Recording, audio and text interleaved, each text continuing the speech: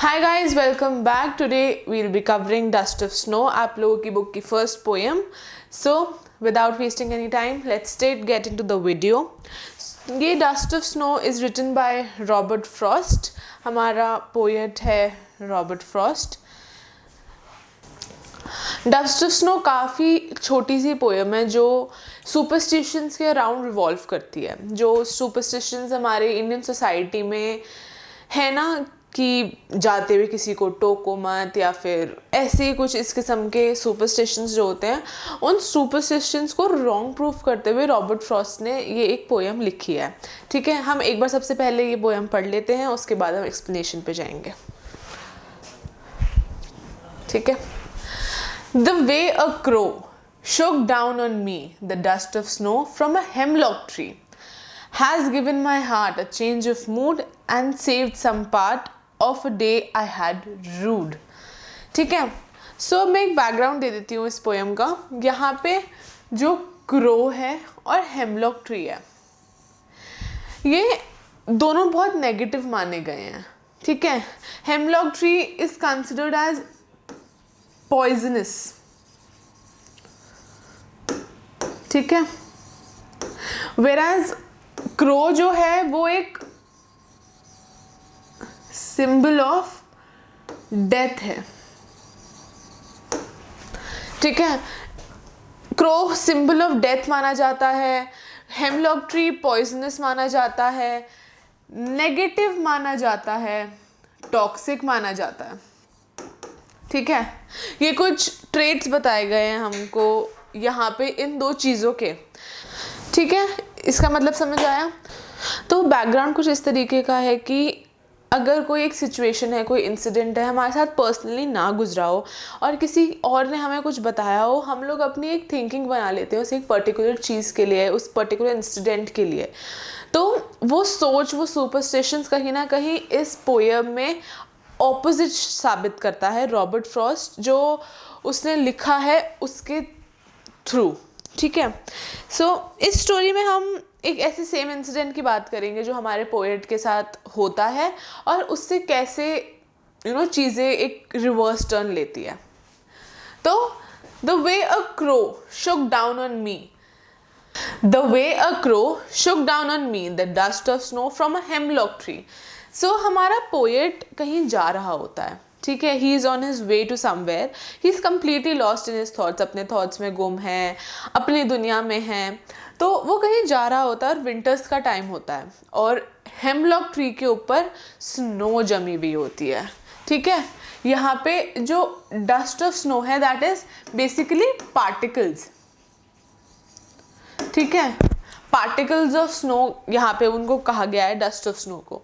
तो जैसे हमारा ऑथर कहीं जा रहा होता है और उस हेमलॉक ट्री पे क्रो बैठा हुआ होता है, तो उस क्रो से कुछ पार्टिकल्स ऑफ स्नो हमारे ऑथर के कंधे पर गिर जाते हैं. उसने कुछ मूवमेंट करी होगी तो क्रो गलती से हेमलॉक ट्री से रॉबर्ट फ्रॉस्ट पर स्नो गिरा देता है. ठीक है. अब हम लोगों को यहाँ पे क्रो और हेमलॉक ट्री बहुत नेगेटिव सिंबल्स बताए गए हैं. ठीक है. अब यहाँ से हम समझेंगे कि कैसे वो चीज़ ऑपोजिट हो जाती है. पोएट का मूड खराब था. ठीक है. इस लाइन से हमें पता लगता है has given my heart a change of mood. Poet का मूड चेंज हो जाता है. हमारे पोएट का मूड खराब था. उसने रीज़न स्टेट नहीं किया कि उसका मूड क्यों खराब था, बट जैसे ही स्नो उसके ऊपर गिरती है he is awakened from his thoughts. वो अपनी दुनिया में से एकदम से ही कम्स टू लाइफ, अपनी थॉट से बाहर आ जाता है, एकदम जाग जाता है. अरे ये क्या हुआ, जैसे उस पर स्नो गिरती है. नाउ द पोएट प्रोसीड्स, हमारा पोएट प्रोसीड करता है टू एक्सप्लेन कि कैसे क्रो और हेमलॉक ट्री ने उसका मूड सही किया. Has given my heart a change of mood and saved some part of a day I had rued. यहाँ पे रूड का मतलब होता है रिग्रेट. ठीक है. यहाँ पे रूड का मतलब होता है रिग्रेट.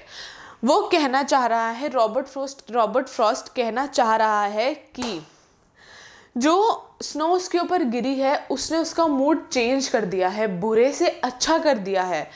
और जो आधा दिन ख़त्म हो चुका है रॉबर्ट फ्रॉस्ट का, किस में? रिग्रेट में। रॉबर्ट फ्रॉस्ट का जो आधा दिन रिग्रेट में ख़त्म हो चुका है, अब वो उसे अच्छे से गुजार सकता है। कैसे? Saved some part of the day I had rued. Okay, कि जो दिन उसने आधा रिग्रेट में निकाल दिया, अब उसका आधा पार्ट बचा है। तो यहाँ पे क्रो और हेमलॉक ट्री ने उसका मूड अच्छा कर दिया, जबकि क्रो को सिंबल ऑफ डेथ बताया गया है, क्रो को सॉरोफुल बताया गया है, ठीक है। वेराज हेमलॉक ट्री को एक पॉइजनस ट्री, टॉक्सिक ऐसे बताया गया है, ठीक है। यहाँ पे हम एक आयरनी देख पा रहे हैं कि कैसे वो दो चीज़ें जो हमारी सोसाइटी में, हमारे सोसाइटी के सुपरस्टिशंस के हिसाब से नेगेटिव है, कैसे उसने किसी इंसान का मूड अच्छा कर दिया, एकदम रिफ्रेश कर दिया, उसके गलत थॉट से, उसके रिग्रेटफुल थॉट से रॉबर्ट फ्रॉस्ट को कैसे अच्छे थॉट्स में ट्रांसफ़र कर दिया, वो चीज़ हमें यहाँ पे दिखाता है। And basically it is all about the perception, ठीक है। इट इज़ ऑल अबाउट कि आप कैसे चीज़ों को परसीव करना सीखते हो, कैसे परसीव करना जानते हो। तो इसी तरीके से ये छोटी सी पोएम यहाँ पे ख़त्म हो जाती है, ठीक है।